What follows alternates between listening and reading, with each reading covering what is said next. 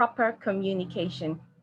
As a matter of fact, no matter how brilliant your business ideas and plans are, without proper communication, you will never, ever be able to move it from just being a brilliant idea to actualization and success. So communication is very important. Now let's move forward so we can have a better understanding of the subject matter. Okay, so the purpose of this course is to learn the Project Management Institute's processes required to ensure timely and appropriate planning, collection, creation, distribution, storage, retrieval, management, control, monitoring, and disposition of project information. At the conclusion of this course, everyone should be able to, 1, identify the 3 processes of communication management as identified by the Project Management Book of Knowledge. 2, create a clear, concise communication plan that includes all required information and communication necessary to complete the project successfully. 3, recognize processes for their companies or organization. And lastly, we'll be able to list techniques and tools of effective project communication. Okay, so communication is considered the lifeblood of a project. Hence, it is necessary to undertake it through systematic project communication management. Key basic questions addressed in project communication management includes who gets what information and how often, in what format, and through which channels. Please take note of this because it is very important. If the right information gets to the wrong hands, it will create a huge obstacle to the achievement of your goals. And if your information is not passed as often as it should, it will create room for disinterest. And the moment the interest is lost, it takes a miracle to get it back. And if the format or channel of communication is not right, you won't get the desired results. So project communication management is a means for ensuring that the project stakeholders are kept satisfied and do not create complications in the course of the project life cycle. It also helps to forestall undesirable surprises, omissions, and many others, which may adversely affect the project scope, cost, and time. I hope this is understood. Okay, so this brings us to effectiveness and efficiency in project communication management. All right. Effective project communication means meeting the informational needs of the project stakeholders to a level which enables them to properly perform their roles and responsibilities. Many potential adverse impacts for the project can be avoided in this case. Okay. Efficient project communication means that the communication is taking place in a reasonable, not excessive input of project resources. All right, let's take, for example, you are the project manager of your organization. You have a wonderful idea that can increase productivity by, let's say, 20% in your organization, but you are providing insufficient information that can enable the project stakeholders to properly perform their roles and responsibilities. What do you think will happen to that fantastic idea you have? Now, let me take that question again in case you didn't get me very well. You have a wonderful idea that can increase productivity by 20% in your organization, but you are not providing sufficient information that can enable the project stakeholders perform properly their roles and responsibilities. Now, my question is, what do you think will happen to your fantastic idea? I would like to be sure that I haven't been talking to myself all this while. Please, if you can hear me, I would like to get your response. What do you think would happen to that fantastic idea? Would it succeed? Will it move forward, or will something else happen to it? What do you think would happen? Okay. All right. Okay. All right. So let's move forward. Exactly. I agree. It will die. I agree. Okay. So you're absolutely correct. The intensity and complexity of project communication depends on the nature of the project. In general, projects with more diverse internal and external stakeholders will require more intricate communication management.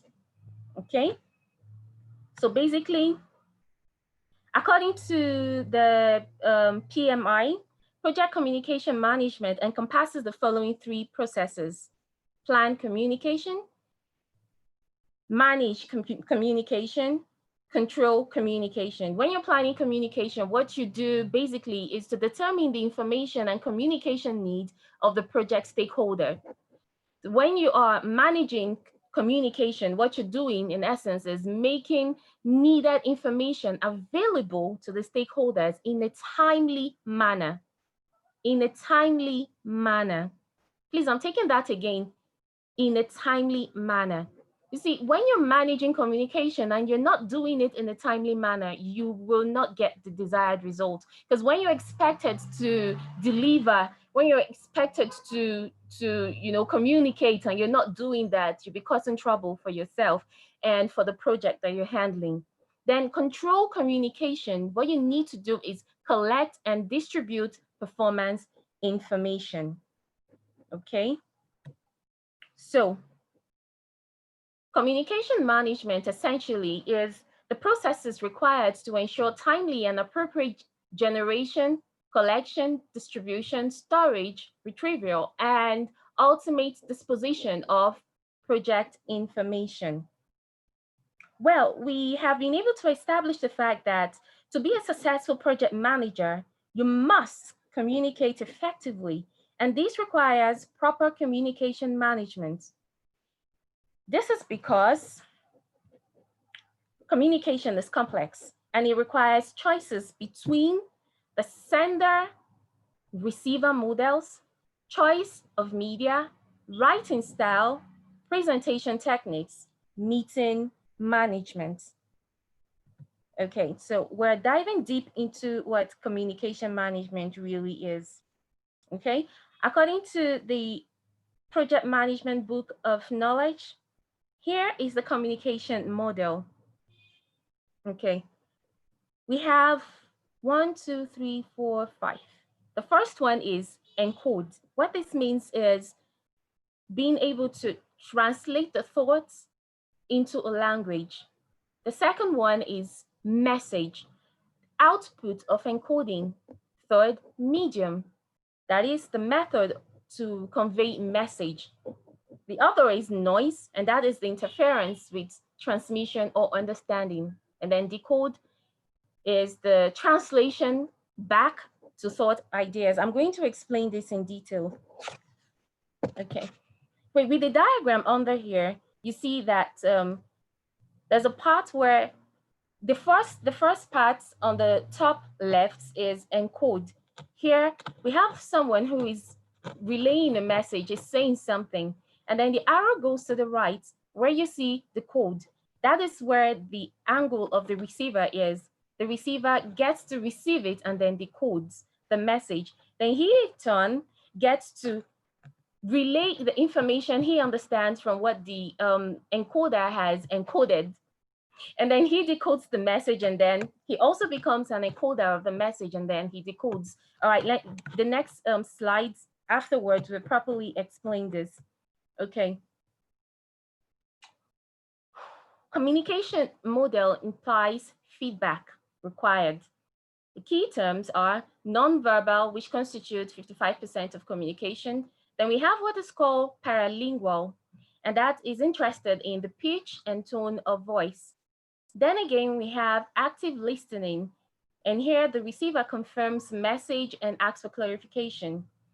And then we have effective listening, In this point, the receiver pays attention, thoughtfully responds, and provides feedback. Okay. Well, basically, what this is saying is the encoder is the sender of the message. The message is the output of encoding. So when I speak, I am passing a message.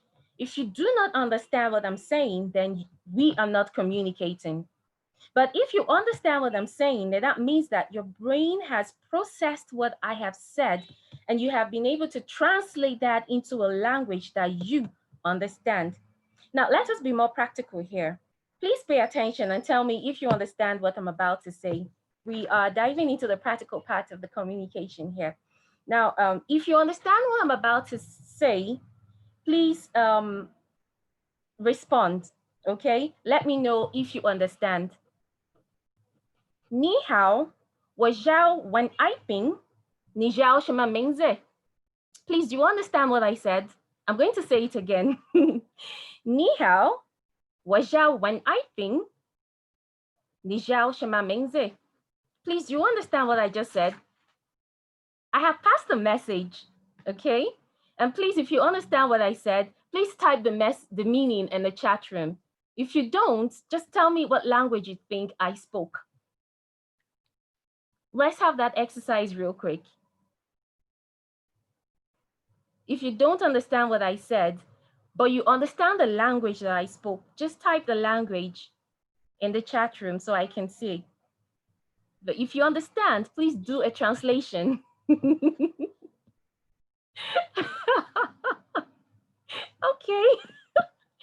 All right, let's try another one. Okay, let's try another one. Maybe you understand. Let's try another one. Okay. All right. Please pay attention. Bonjour. Comment ça va? Je m'appelle Princesse, et vous? Comment vous vous appelez? I'll say that again. Bonjour. Comment ça va? Je m'appelle Princesse, et vous? Comment vous vous appelez? Okay, so I have passed the message again. Do you understand what I said? If you understand what I said, please type the meaning in the chat room. I'd like to see. And if you don't understand, but you know what, you understand the language, just put it. Okay. Okay. All right. Well, we're moving forward. Now, for those of you who heard what I said, but did not understand the message, all I did was just make noise because communication did not take place. Now, let me take that again. If you heard what I said, but you did not understand, there's a big difference between hearing and understanding. If you heard what I said, but you did not understand what I said, then all I did was make some noise because there was no communication, okay? So when you hear someone, but you do not understand what the person is saying, it sounds pretty much as noise to your ears, but the moment your brain is able to process that thought to a language that you can understand, it is easier to respond to the message that is passed. Do you understand me? Okay. Maybe we should try one more exercise. Do we have to try one more exercise? I'm waiting. Do we need to try one more exercise or you get the message already? Okay, one more exercise. Okay. Hola. Buenos días. ¿Cómo estás? Mi nombre es Princesa. ¿Cuál es tu nombre? Let me try that again. Hola. Buenos días. ¿Cómo estás? Mi nombre es Princesa. ¿Cuál es tu nombre?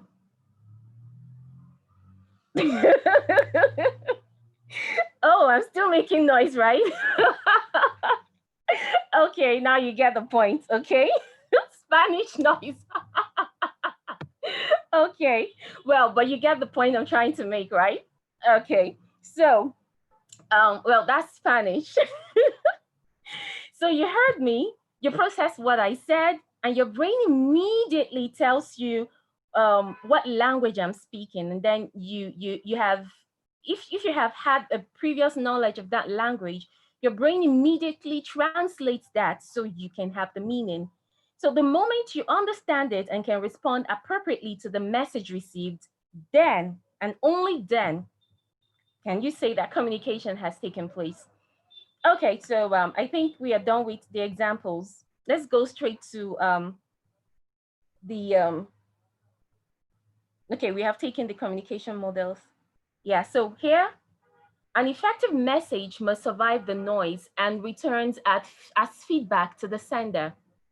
Okay, channels increase exponentially exponentially when additional people with additional people. And okay, we have a formula here. We're going to expatiate on this much later.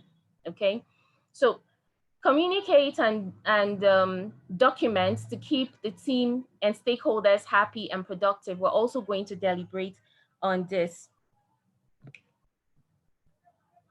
Okay, here we have the plan communications management. Under here, we have the stakeholders register, and this stakeholders register, the project management plan, enterprise, environmental factors, organizational process, access, all this falls under inputs. And then we have the tools and techniques.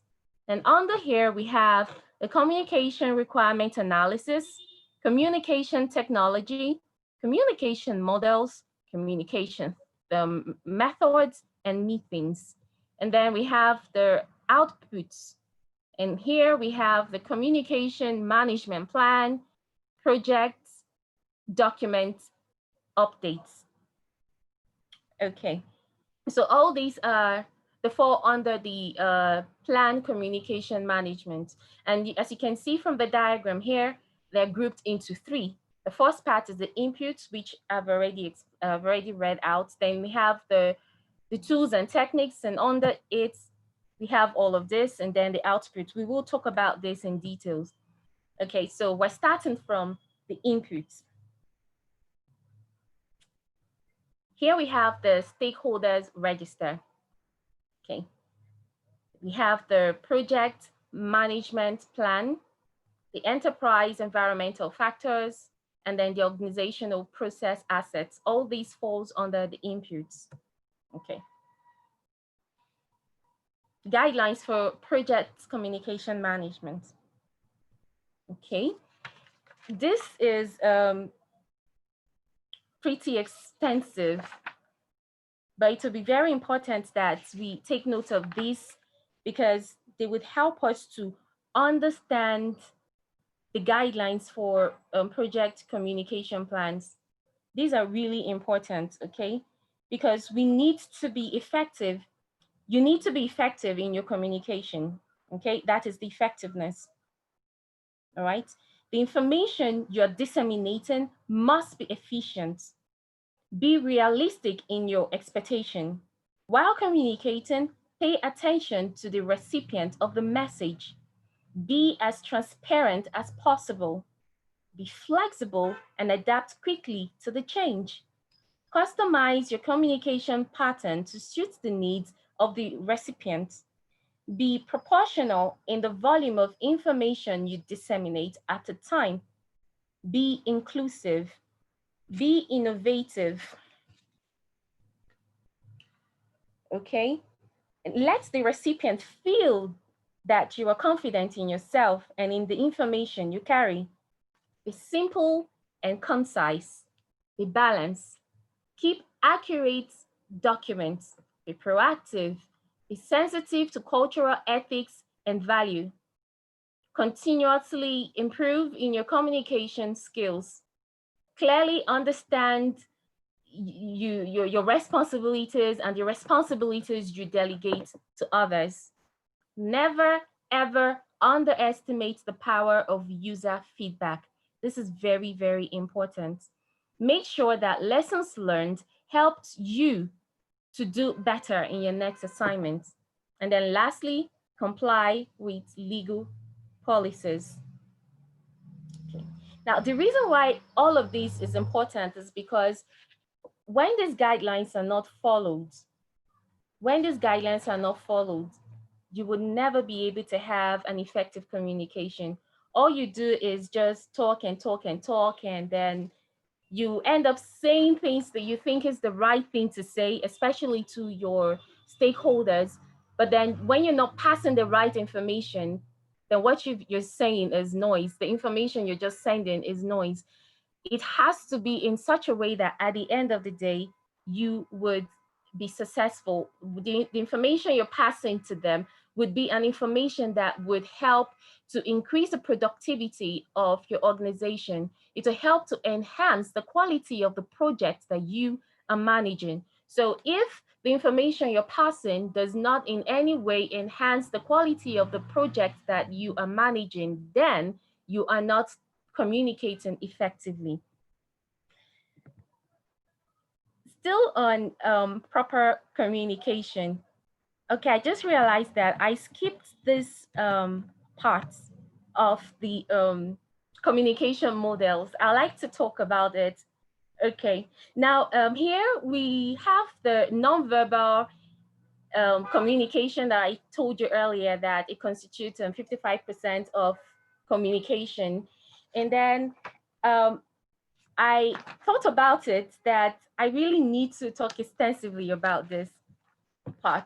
You see, being an effective listener goes way beyond just listening to what a person has to say. It goes way beyond what a person is saying. There are other things that are equally essential when it comes to communication, and nonverbal communication is one of those things that has to be taken note of. Do you know that you can actually have a full conversation with someone without saying a word? It might just be the look, the way you look at the person, or the way you nod your head, a handshake, a hug, or even a smile. You've just passed an information. I remember when we were growing up, we would be in the sitting room playing with our toys or watching Voltron or Incredible Hulk, Tom and Jerry, and all those very interesting cartoons they have that year. Then all of a sudden there is a visitor, and you really don't need to hear "go to your room" before you do the needful. You just one look from mom or dad, and then you get the point. You know what exactly you're supposed to do. that look that look alone conveys a lot of information, that a lot of people who disregarded that information gets to be suffer the consequence after the visitor must have gone. Okay, now it might just be that we probably went outdoors and some friendly stranger decides to give us something edible, and then mom mom was an expert at playing very nice at, and at the same time passing non-verbal strong warning. She would say, "Oh, go ahead, take it, it's okay, just go ahead." And then she looks at you, and you know that that look she has given you is telling you to do the exact opposite. Now the interpretation of her seemingly passive look was, "My dear, if you try it, if you take it." Some of us have or had such parents, and others right here, right now, are presently such parents to their children. You don't need to say everything, you just give your child that look, and your child immediately reads the message and understands what you're saying. Okay, so 55% of communication is nonverbal. There are certain things you would say that are not bad, but the way you say it, your body language, that the non-verbal communication is attached to, might transmit a totally different message that will put you in a very big trouble. I'm sure you understand that. All right, so let me go quickly to the paralingual. Paralingual, that is the pitch and the tone of your speech. It helps people to the person you're talking to know if you're angry or sad, agitated, excited, passive, anxious, or happy. So from the pitch of my voice, for example, what can you tell about my moods at the moment? Do you think I'm excited or sad, tired, or something else? What do you think? Do you think I'm tired, or I'm sad, or I'm excited?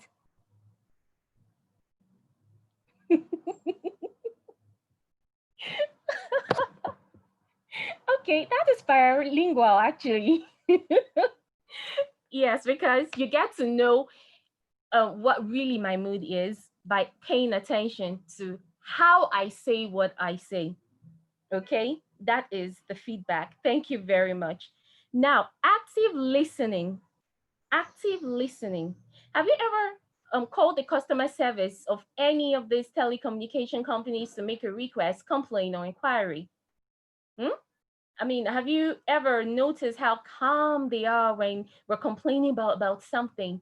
You know, sometimes after we finish giving a long statement about our concerns and worries, a reply could be, ma'am, or sir, as the case may be, if I understand you clearly, you are saying that, for example, the network connection at your house is poor. Am I correct?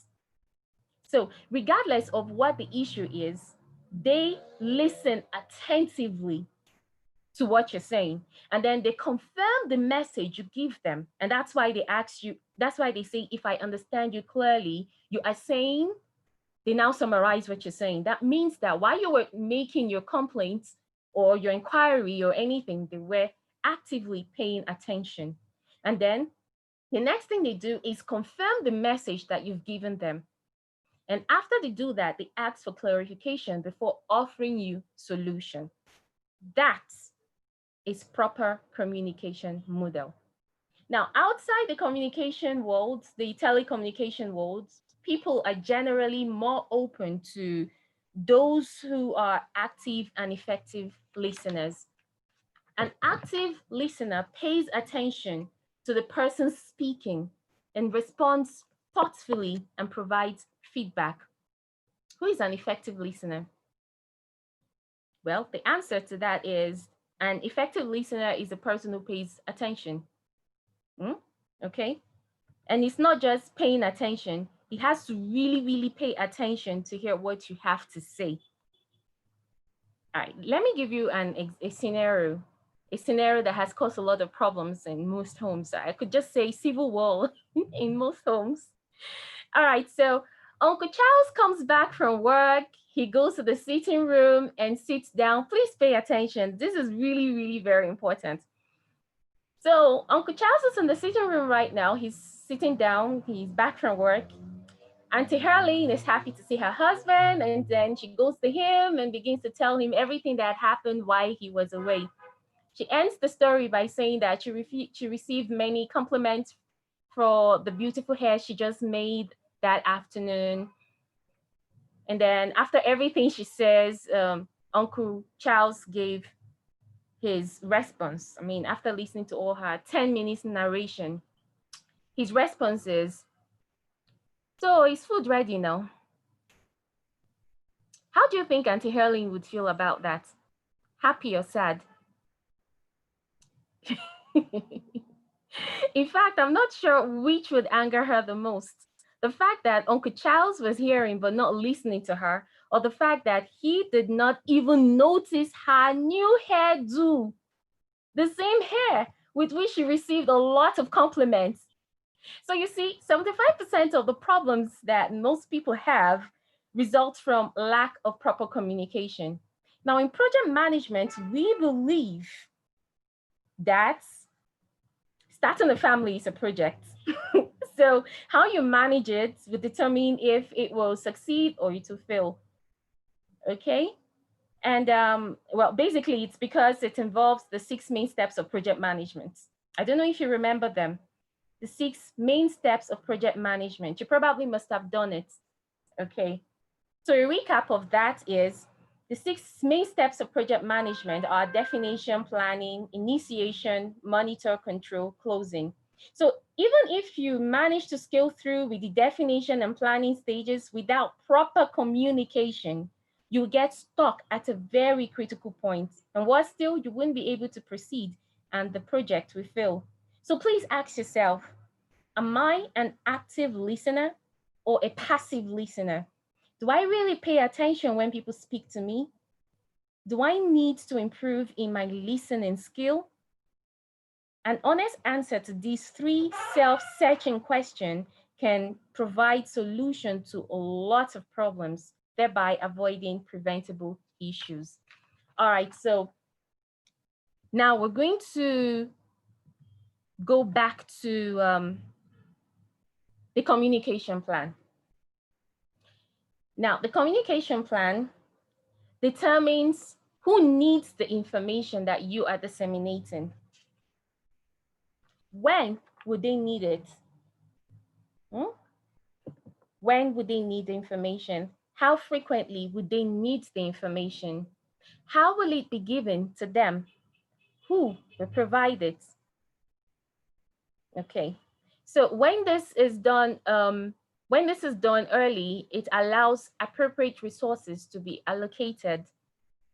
And then it will also help to review, it also help when we get to review regularly and revise the communication we've had, so we'll be able to know how to move forward, how to proceed. Okay, so the tools and techniques of the communication plans. Here we have communication requirement analysis, communication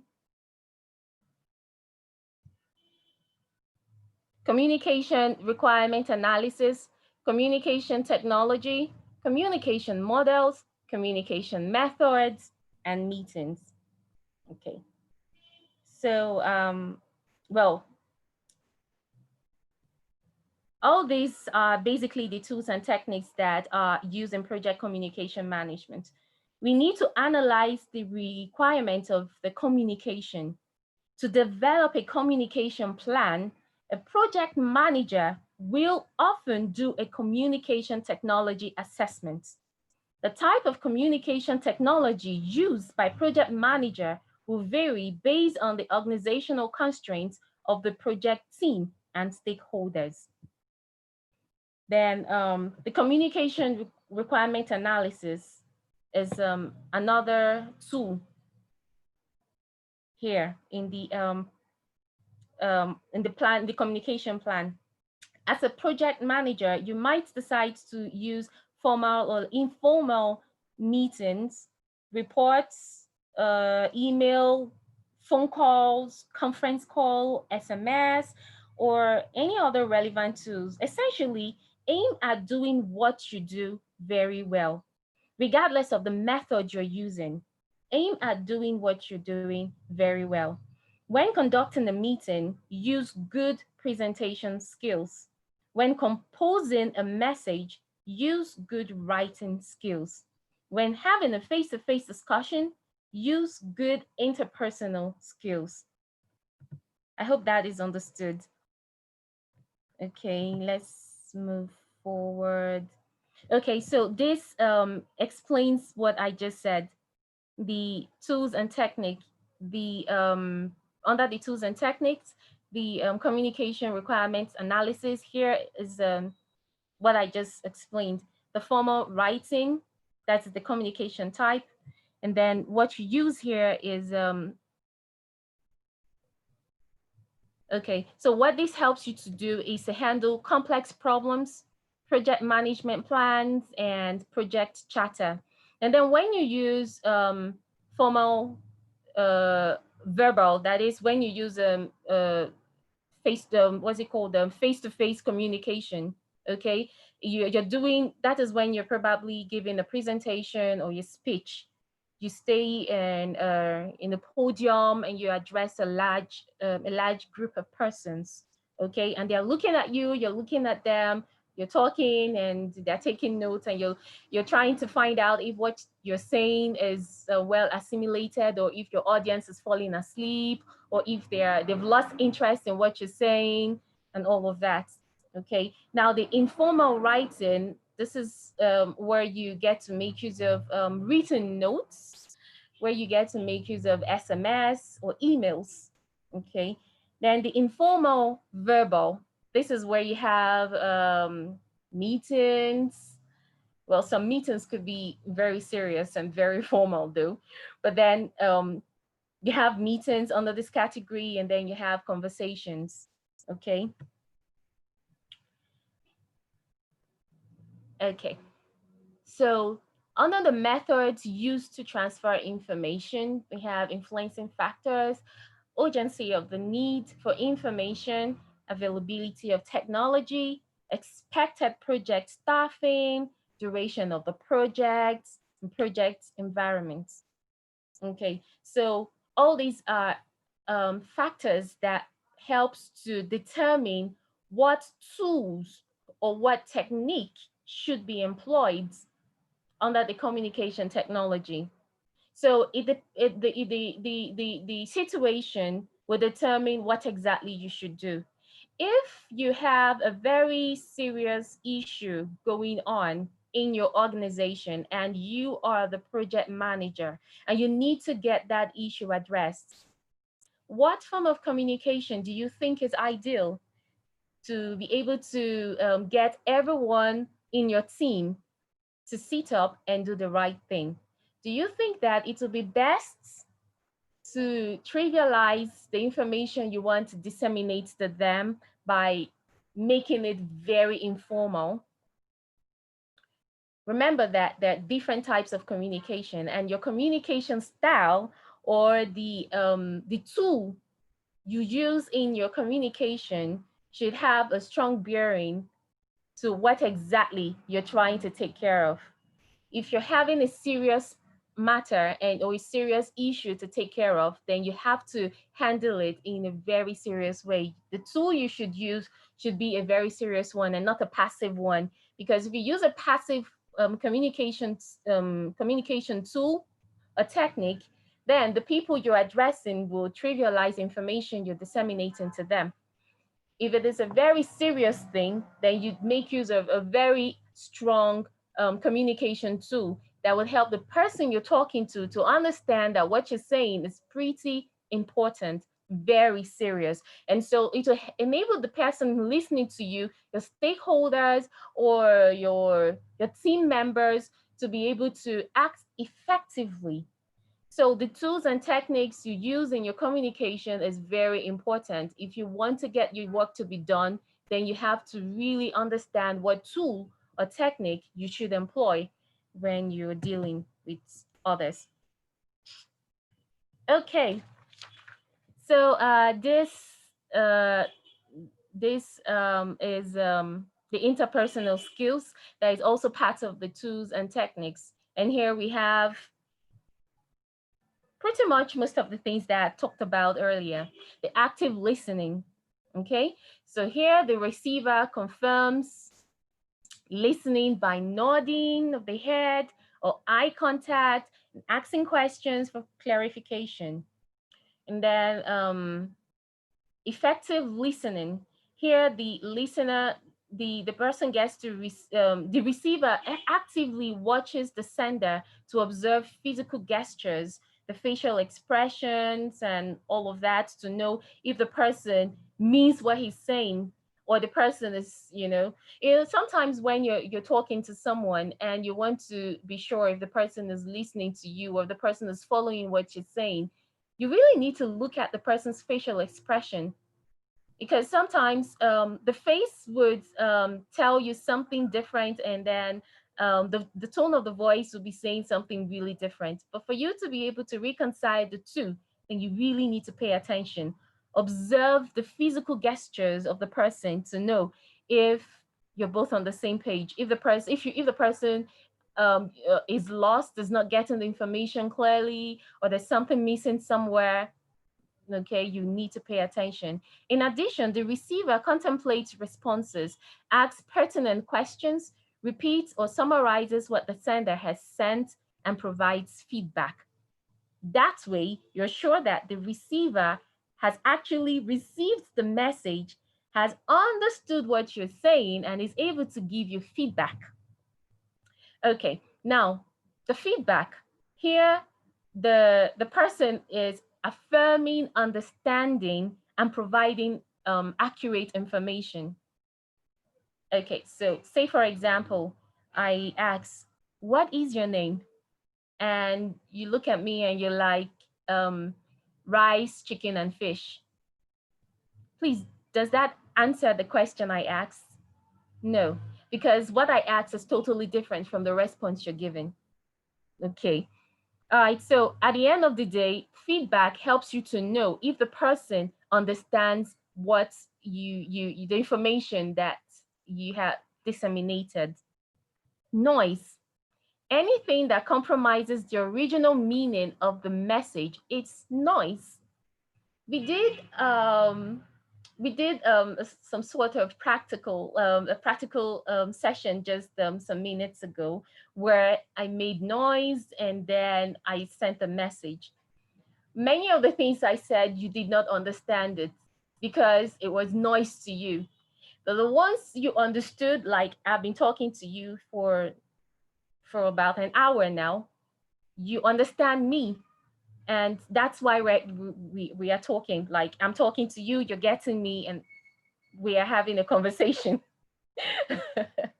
Are we actually communicating? Let me be sure that we're communicating.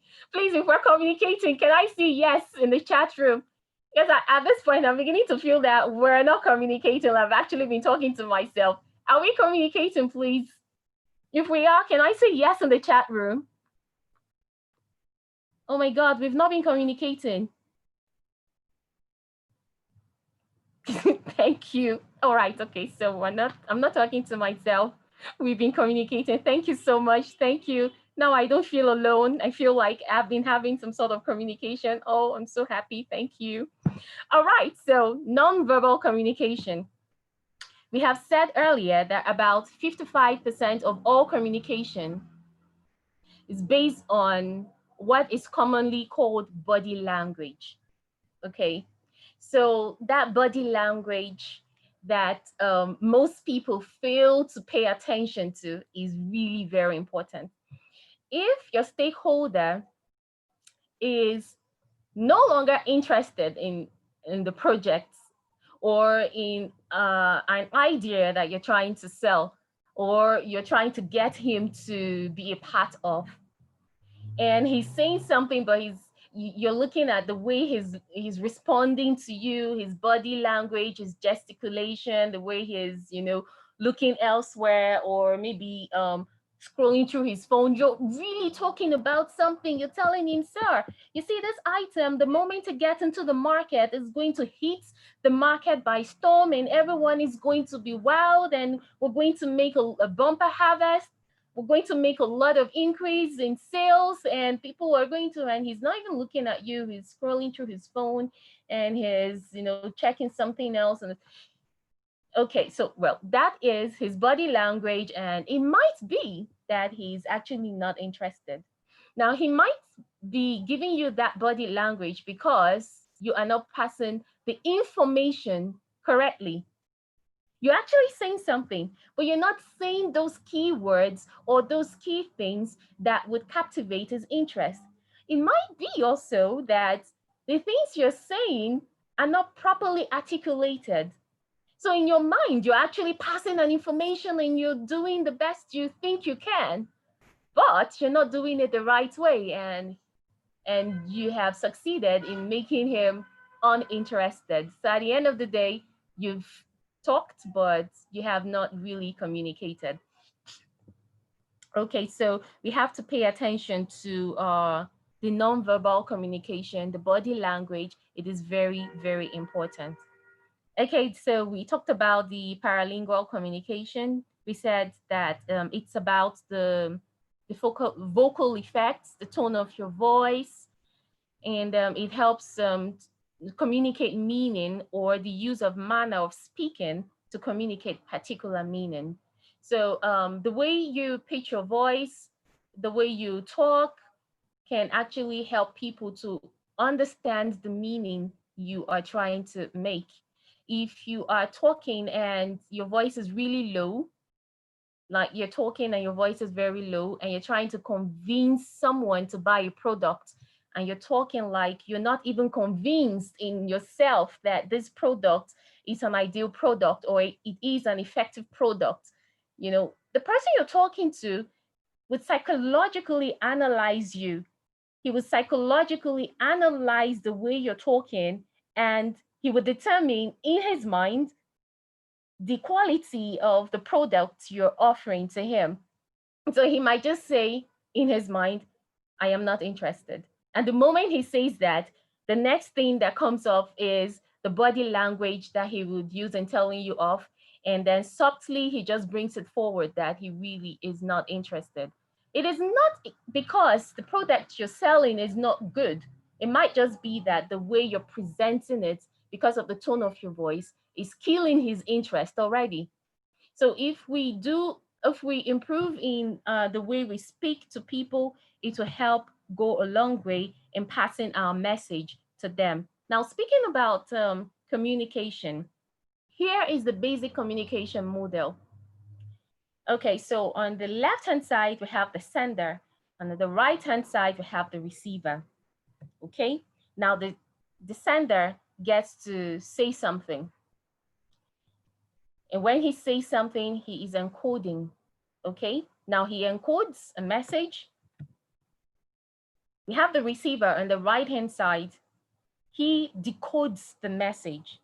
The moment he is able to decode the message, it means that he understands the message. He gets it.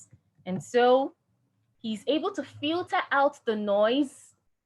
Okay, the moment he filters out the noise, he gets it, and then he encodes. He gives a feedback to the person who has sent the message to him in the first place, and then the person gets it. The moment there is a full circle like this, communication has taken place. I have said something, you get the message, you respond, and then like that, you're communicating. So that's what the diagram is just explaining. Okay, this is further explaining what I just said. Okay, so here we have the communication methods. We have the interactive, the push, and pull. In the interactive, one person provides information, others receive and respond. While in the push communication method, it's a one-way stream targeted at specific recipients, no feedback. Okay, now let me see. Do we understand this? The push method of communication. We just explained here that it's a one-way stream targeted at specific recipients with no feedback. Okay, let me give an example. When you're listening to the news on TV, say it is the 7 p.m. news or the early morning news, you just sit down and listen to the broadcaster. You're watching the person and is, he or she is reading the news and you are receiving the information. Now, if he says something and you don't quite agree with the information he just said, would you be able to tell him that, no, I don't agree with this? Did you know that it didn't really happen that way? Is it possible that you do that right from your living room and you're watching the person, saying something on TV? Okay, so you won't be able to do that because that is a one-way stream communication method that is targeted at specific recipients. So what they do is just pass the information. They don't really require feedback. They don't really require you to tell them, oh yeah, we understand what you're saying. Okay. Okay, then what about the pull? The pull communication method. The pull communication method, here we have large volumes of information that is placed in a location intended for large audiences. Okay, now it is the recipient's responsibility to retrieve these information. Now let me take that again. The pull communication method is the large volume of information that is placed in different locations, okay, intended for large audiences. And it is the responsibility of the recipient to retrieve the information. Do you understand this? What example do you know of one of these communication methods? I'm talking about the pull communication methods. Do you have any example that you can just, any example, please? Okay. Okay. All right. I agree with you. I totally agree. I agree. All right. So uh thank you so much. Website, yeah, of course. So you know, there's some billboards you see, and then they tell you this particular soap is awesome, it's amazing, it does this and that and all of that. It's an information there, and all you do is just look at it. It is your responsibility to get that information, okay, and use it. That is if it interests you. Or sometimes you work on the street and you see some posters on the walls, and you look at them and you be like, oh, you know, there's some job, there's some there are some jobs, vacancies that are posted on the streets, on the walls. You see them everywhere. Okay, now if you are in search of a job and maybe you see a poster like that and it catches your interest, you could just go back and be like, okay, let me see what this has to say. And you look at it and it interests you, you could just go ahead, take the numbers, and then maybe their website or something, you just copy the information you need and then you go. Okay, so that is the pull method of communication. It is your responsibility to retrieve the information. We understand the interactive communication method, right? Where you have a one-on-one communication, you talk, I understand, I respond, like that. Okay. Now, this is the bone of contention. I find this part very interesting because the first time I looked at this formula, I was wondering, why on earth is it that communication should have a formula? For goodness sake, project management, can't we just communicate without having a formula? But then I understood that, you know, this would help you to understand the complexity of communication channels. It will help you to know what exactly is required of you as a project manager. Okay, so this is very important. All right, so I'll try and explain it the best way I can, and I hope you get to understand it. Each time a stakeholder is added to a project team, the communication channels increases substantially and the communication between stakeholders needs to grow rapidly. The formula is n times n minus 1 divided by 2. The first time I saw this, I actually thought it was calculus. But no, it's not calculus. It's rather very easy. It's a standard formula. Okay. Now, n represents the number of people. So let's say we have 4 people in a team. Okay. Now let's go by the formula. Remember that n represents 4. We have an example right now of 4 people in a team, and we're saying that n represents 4. So start with the 1 in the bracket. That was how I was able to master it. Start with the 1 in the bracket, okay? So we have said 4 represents, n represents 4, right? So that means n outside the bracket, then n inside the bracket minus 1, bracket close, divided by 2. Do we get it now? Okay. Are we together, please? Okay. I need to know we're on the same page, please. We're together, right? Thank you. Okay. Now this is very important. Pay attention. Okay. All right. So now what we do next is 4 minus 1. That will give us 3, right? Okay. Now, so we have 3 in the bracket now. Remember that there is an n outside, standing outside the bracket. So 4 times 3 is equal to 12, right? Okay. Now 12 divided by 2 is equal to what? We're doing this together, right? Am I doing it alone? Please, let's do it together. Okay. So that's 12 divided by 2, and the answer is 6. So we have 6 channels. Okay, so here is what we're trying to explain. We have 4 here. Okay.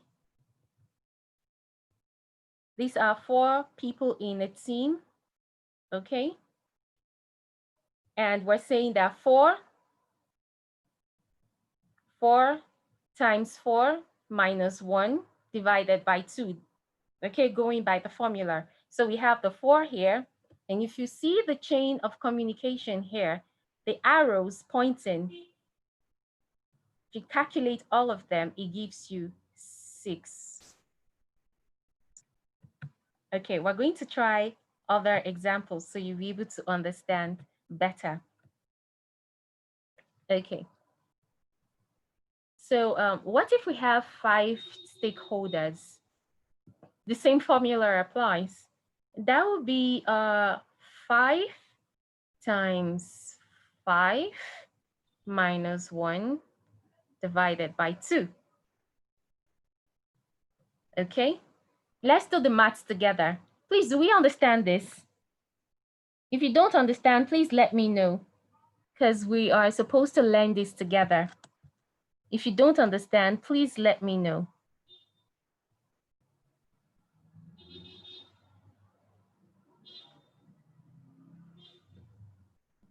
Okay.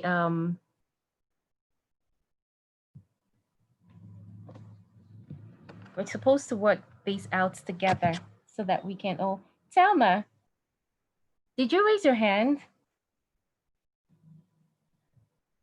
Okay, no. All right, so we're working on 5. Okay, all right, let me take it back. Let me take it back. Okay, I'm saying that we have 4 stakeholders, okay? Let's start with the formula first. The formula is 4 times, no, sorry, n times n minus 1 divided by 2. That is the formula. Okay, so anytime you see n, if you're given a number, if you're given a number to work with, say the number is 4, let's start with 4, so you'll be able to understand it better, okay? So if you're given the number 4 and you're supposed to work with 4, what you just do simply is replace the n with the 4. So you have 4 outside the brackets and then 4 inside the brackets, okay? Right, so what you do is, first of all, how I was able to get it right is you take the one inside the bracket first, okay? And so that will give you 4 minus 1. Now 4 minus 1, that is 3, right? Okay, so you have the 4 hanging outside the brackets. Are you with me now? So what you do is you say 4, the one outside the brackets, times 3. Okay. Oh, somebody's getting, okay, now you're getting it, right? Exactly. So by the time you do this math like this, you know, and then you multiply it, you do the 4 times 3, the answer, you multiply it by 2, you get 6. Now we have taken the 5 right now, and someone has given me a very good answer here. Thank you very much. So you have the 5 outside, the 5 is representing the n, and then you have another 5 representing this n inside. So you say 5 minus 1, you have 4. Then the 5 outside the bracket times 4 inside the brackets. Okay? Now that gives you 20. 20 divided by 2, the answer is 10. And I already have 10. Thank you very, very much. Thank you. Thank you, Jumoke. Thank you, Tola. Thank you. Okay, so what about if you have, let's say, 6? Okay, let's do this quick exercise. We're doing 6 right now. So we have 6 times 6 minus 1 divided by 2. Can we do that, please?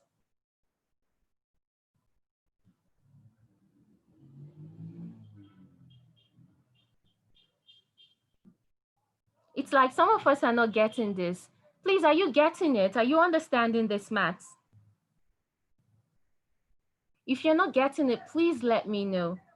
If you're getting it, please go ahead and give the response so I'll get to know that we're all on the same page. Okay, if you don't get the question, I'll ask it again. I'm saying that we have done 4 We have done 4, we have done 5, now we're doing 6. So replace the n, both the one inside the bracket and the one outside the bracket, with 6. And then let's do this maths. What do you get?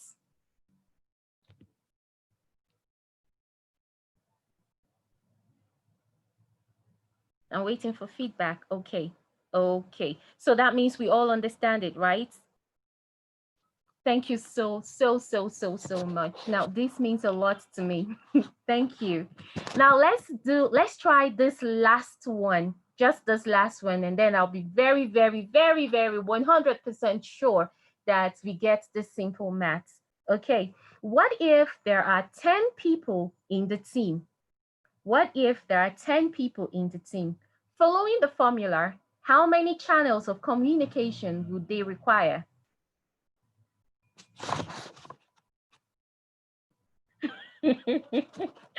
Okay. Oh, thank you. Thank you so much. I'm so happy that we're getting this. Thank you. Thank you. But please, if you don't get it, don't allow everybody who's getting it overwhelm you, okay? If you don't get it, please say you don't get it and I'll explain how they're able to arrive at this figure. If you don't get it, please say you don't get it and I'll explain to you how they're able to arrive at this figure. Thank you so much. You guys are making me so happy. Thank you. Thank you. Okay, so it really isn't difficult, regardless of the number of stakeholders or the number that is given to you. If you follow this formula, you will never get it wrong. You will never ever get it wrong. You will get it right. So, um, ladies and gentlemen, if you'll be writing the exam for project management, please don't tell anyone I told you. I will strongly suggest you master this formula and understand the calculation, because you definitely will meet questions of this nature in your exam.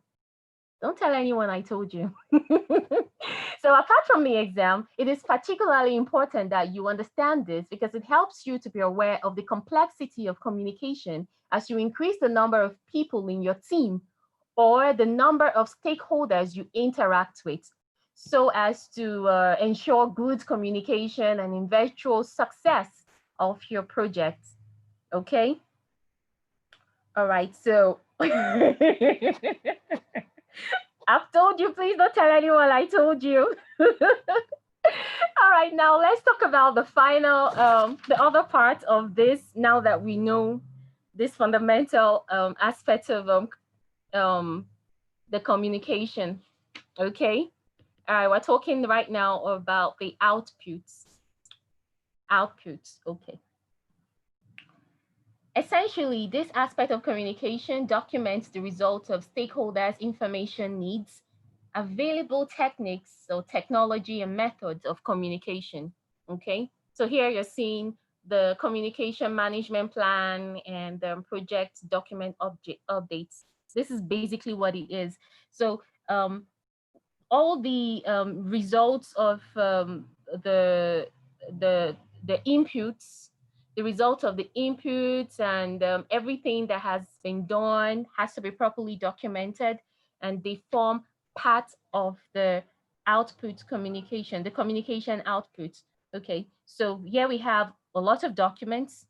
Okay, and then it helps you to know what has gone, what has happened, the process, the progress, and everything. You know, we just put all of them down to help both the project manager and the team members and the stakeholders to know the progress of um, what has been going on in the projects that they're working on. Okay, now we're going to talk about the another part of communication, okay, and that is monitor communication. Monitor communications is the process of ensuring the information needs of the project and its stakeholders are met. The key benefit of this process is the optimal information flow as defined in the communication management plan and the stakeholder management plan. This process is performed throughout the project. Okay, it is not something that just happens once. You have to monitor it from one process, from one stage to the other. If you give your information to your stakeholders and you allow it to be at that level without flowing to the next level, then you would not get any progress. It will just be as it is. It will not flow. You need to monitor it to be sure that it is moving from one place to the other, and then as it moves, the project moves. Okay, the project is never stagnant when communication flows. So you have to monitor the communication as it moves from one stage to the other. Okay. All right, so here in the monitor communication, we have the inputs, tools and techniques, outputs. Under the inputs, we have project management plan. In here, we have resource management plan, communication management plan, stakeholders engagement plan, and then we have the project documents. In here, we have the issue log, then we have the lessons learned register, we have the project communications, and then third, we have work performance data. We have the enterprise environmental factors, and then lastly, organizational process assets. All of these falls under the inputs that we have when you need to monitor your communication. Okay, now when you're monitoring your communication, all these have to get, they have to play an essential role, or else you would not properly input your you not properly input your communication. Okay, you not put it in such a way that people would get to learn from it or act on it. Okay, and the project stakeholder, we need to see that information are put for them to see. They need to see what is going on. Okay, so that is why this is important. And it is also from this that you get to register the lessons learned. Lessons learned are derived from the previous work that has been done. So when the work has been done, and then you get to realize where you made your mistakes and where you need to improve on, and those things that you did that weren't right, and then you decided, okay, next time, subsequently, I'm going to do it this way. They're all part of the lessons learned during the previous project you have done. So what you need to do is document these things as it moves from one stage to the other. So it will help you to learn from your mistakes, to help you to improve, it to help you to do better, and then your project will be properly managed. Okay, so the second part is the tools and techniques. Here we have the expert judgment, project management information system, data analysis, stakeholder engagement and assessment matrix, interpersonal and team skills, observation or conversation, and meetings. These are tools and techniques under the monitor communication, okay? And they're all very important. They're important because it helps you to know what exactly to do with the information that you have put in these inputs. It helps you to know what to do with them. It helps you to know how exactly you need to act on them. It helps you to know the steps you need to take when you are analyzing the information that has been dropped in the first phase of monitoring the communication. Okay, it helps you to know if you have to use expert judgment, like okay, so they have said something, and then you, based on the previous understanding or the previous knowledge you have on about a situation like that, you can tell, okay, so if we handle this situation this way, this is the result we're going to have. If we do it the other way, this is what we're going to have. So how about we just do it this way? You see, so the information you have here will help you to know what exactly you're supposed to do and how you're supposed to manage the data that has been presented to you. Okay. And then the interpersonal and team skills is also very, very important because it helps you to relate with your team members. It helps you to know how exactly to dialogue with them. It helps you to know how to get them to act on the information that has been given or an information that has been retrieved. Okay, helps you to know what exactly you need to do. Then output. Outputs, here we have the work performance information, change requests, project management plan, object updates, communication management plan, stakeholders engagement plan, project document updates. Here we have the issue log, lessons learned register, stakeholder register. Okay, so in the output here is also a very essential part of the project management communication, okay, because it helps you to know the work performance, okay, how exactly was the work done? Was it satisfactory to the stakeholders, or were they left unsatisfied? Okay. Were they change requests? Was it like you started off with something and then the stakeholders realized that they needed to change something, or you realized that you needed to change something in order to get another result? Was there anything like that? Okay. How about the communication management? The stakeholder engagement plan, were you able to engage your stakeholders and have communication that resulted in something productive or something? You just have to document all of that because it's to help you to know what exactly you need to do, the next step you need to take. Okay, and then the project management updates.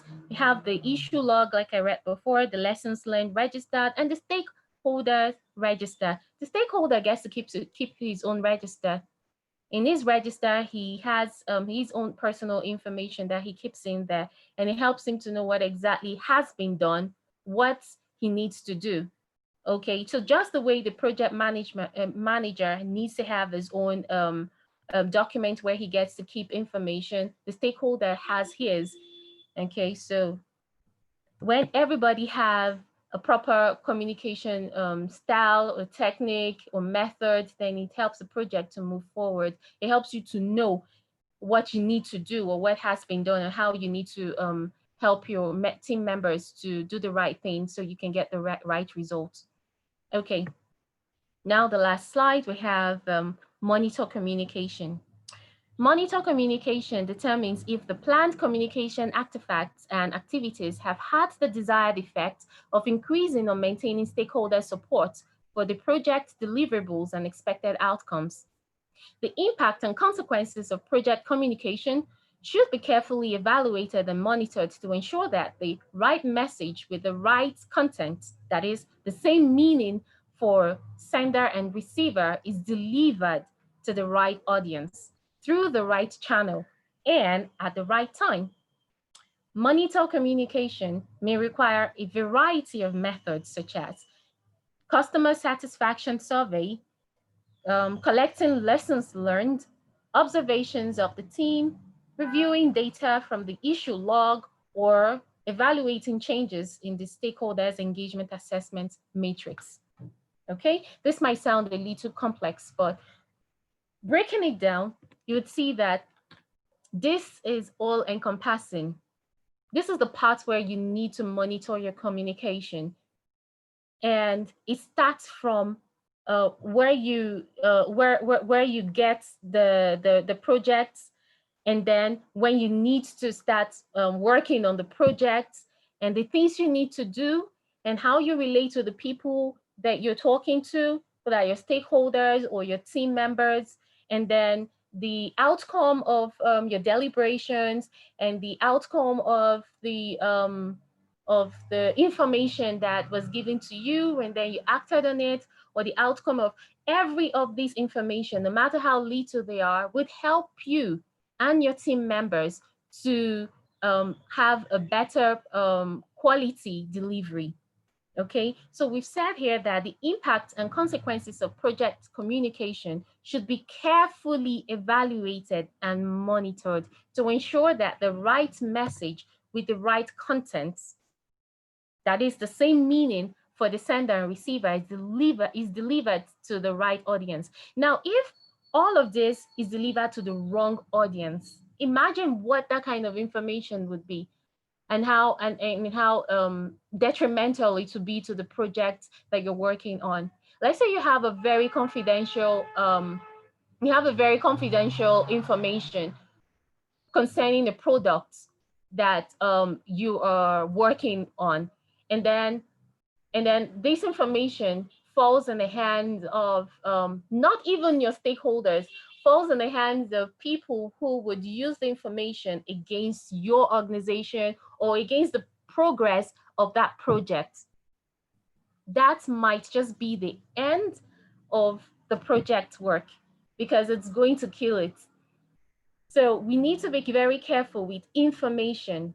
We really need to be careful with information because the information you receive and the information you send out would make or kill your project. So that is why it is said here that they should be carefully evaluated and monitored to ensure that the right message with the right content is delivered to the right audience through the right channel.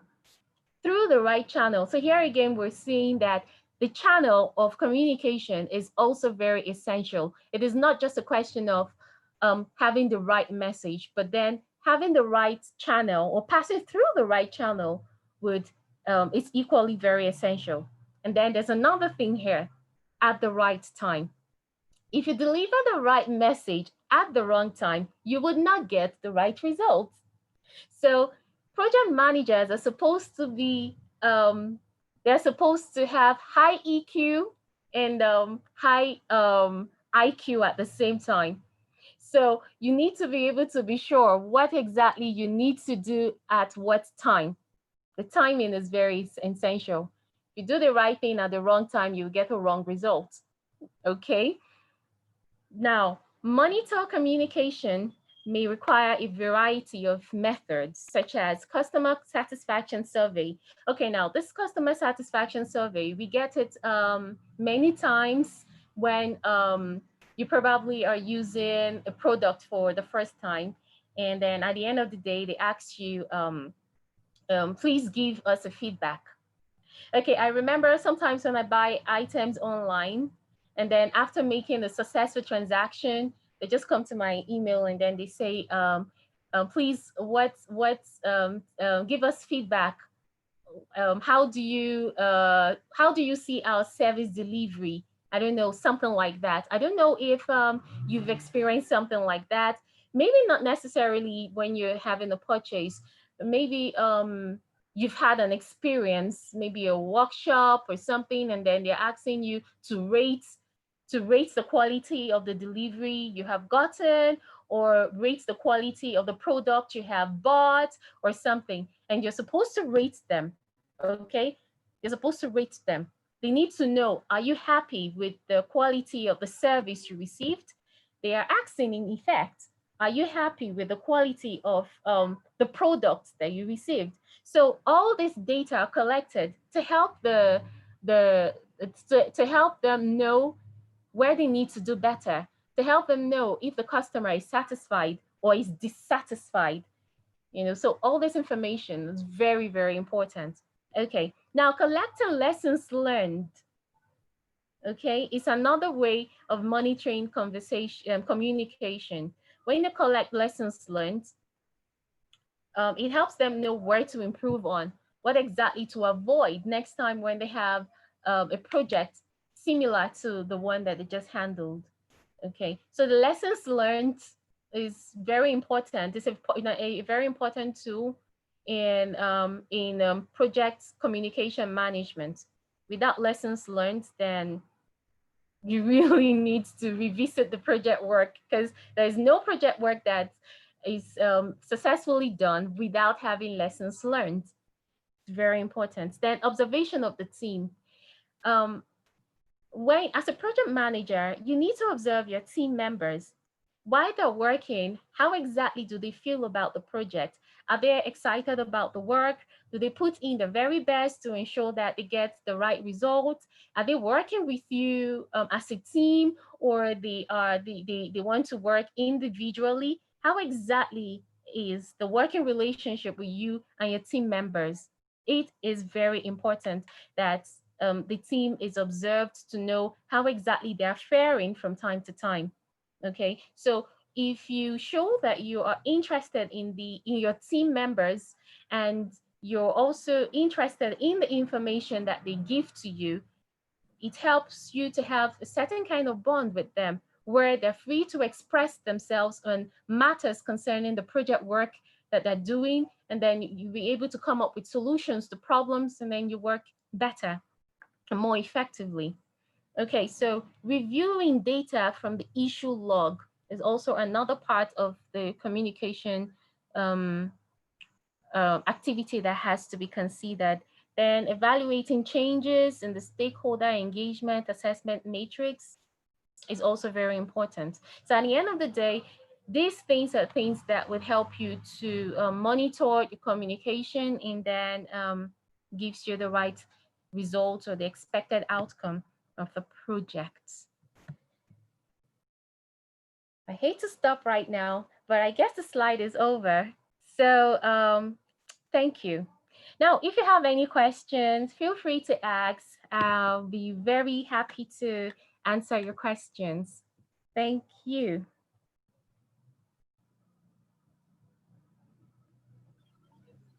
All right, thank you so much, Princess. This has been an awesome time, and I trust everyone enjoyed this section. So please, if you enjoyed this session, can you please type in the chat room, thank you, Princess. If you really enjoyed this section, can you please type thank you, Princess, in the chat room?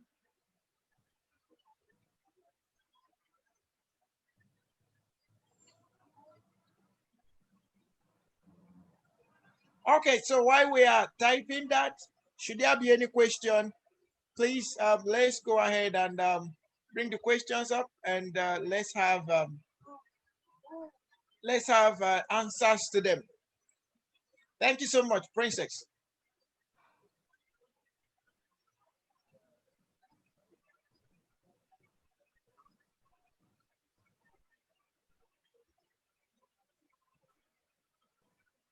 Okay, do I have any question, please?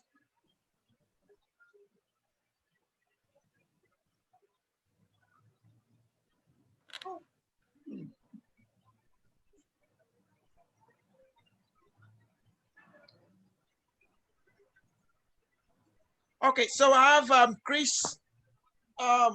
Mbono. Please, Chris, kindly unmute and let's hear from you. Hello. Yes, good evening, sir. Yeah, good evening. Thank you. Well, I'm Christopher Mbono by name. Okay. I want to kind of thank Princess for the wonderful presentation. It was really a nice one. However, I have like just two questions. So the first one is I want to get the actual difference between active listening and effective listening. I saw the explanation on the slide, but I need more clarification on that. Secondly, you laid emphasis on monitoring communication skills. Does it encompass the management aspect of it and the control aspect of it? So you say you laid emphasis on what? On monitoring communications. Okay. I want to know if initially she said that project communication management encompasses three processes, which is planning, manage, and control. So I want to know if the monetary aspect encompasses both the management and the control aspect. Would it encompass the management and control aspect? Yeah, of the. You're asking an inside-out question. Control is inside management, so I'm trying to find the correlation to your question. Control is inside management. Okay. But nonetheless, I think Princess may understand you better. Okay.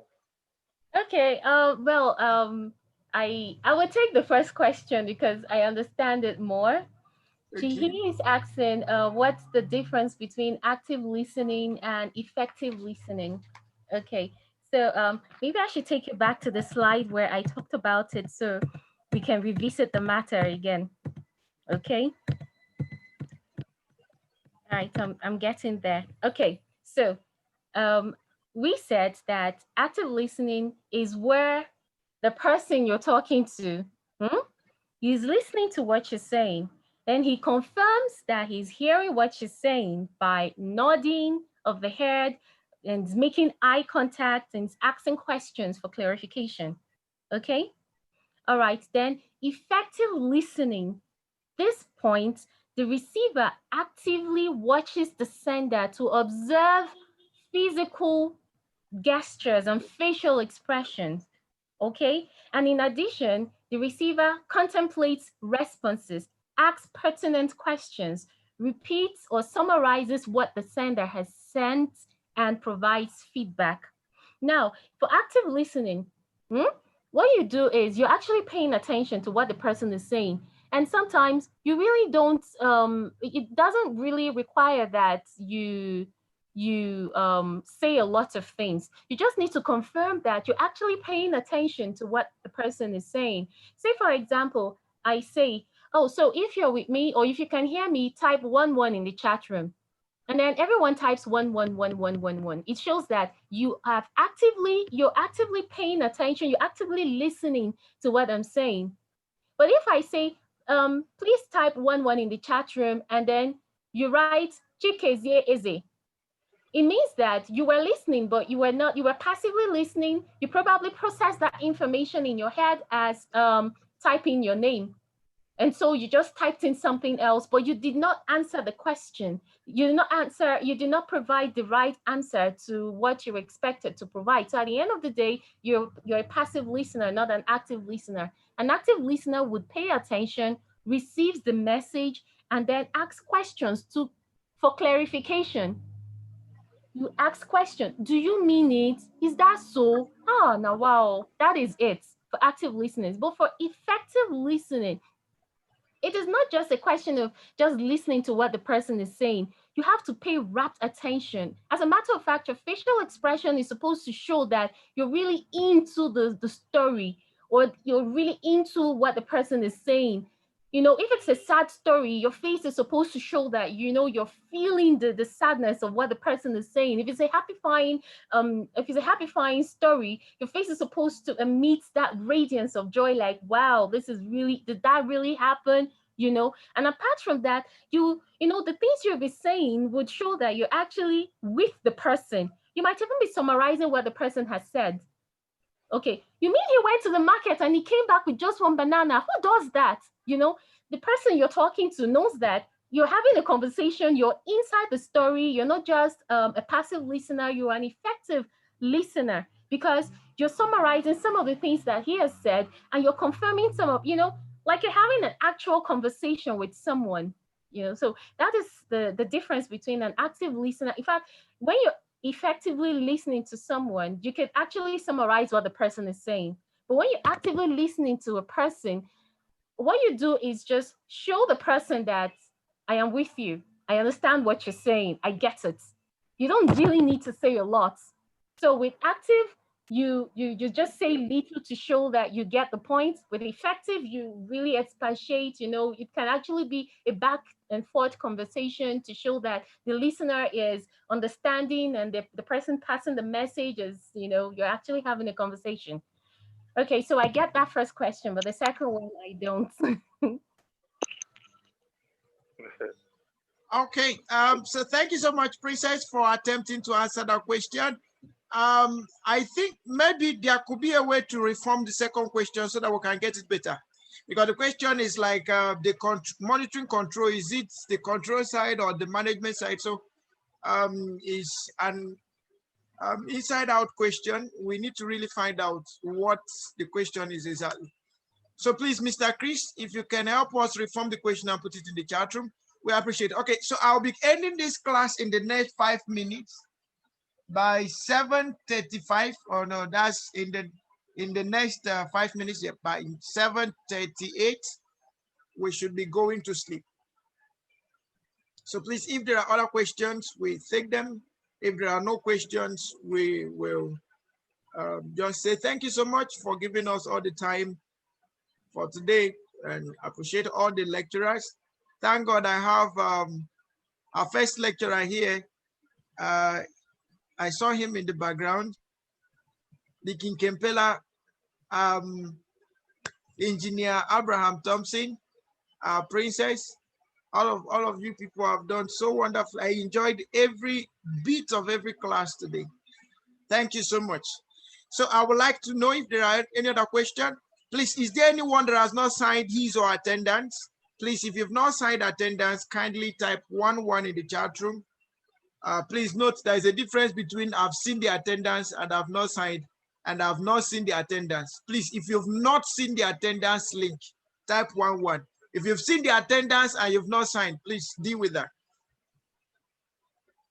You've not seen the attendance link, please type 1 in the chat room. Okay, thank you so much. Please, is there anyone here who is not,